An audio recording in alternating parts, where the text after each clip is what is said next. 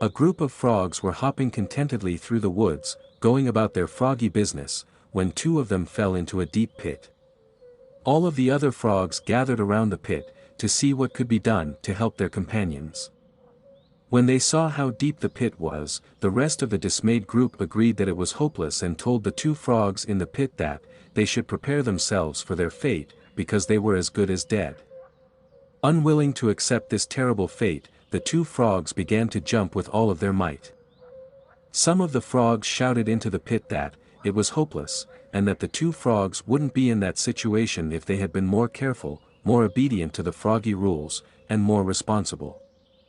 The other frogs continued sorrowfully shouting that they should save their energy and give up, since they were already as good as dead.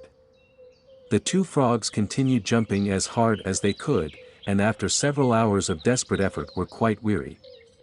Finally, one of the frogs took heed to the calls of his fellows. Spent and disheartened, he quietly resolved himself to his fate, lay down at the bottom of the pit, and died as the others looked on in helpless grief. The other frog continued to jump, with every ounce of energy he had, although his body was racked with pain, and he was completely exhausted. His companions began anew, yelling for him to accept his fate, stop the pain and just die. The weary frog jumped harder and harder, and wonder of wonders. He finally leapt so high that he sprang from the pit. Amazed, the other frogs celebrated his miraculous freedom and then gathering around him asked, "Why did you continue jumping when we told you it was impossible?"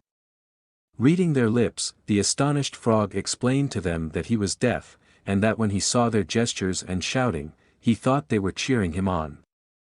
What he had perceived as encouragement, inspired him to try harder and to succeed against all odds.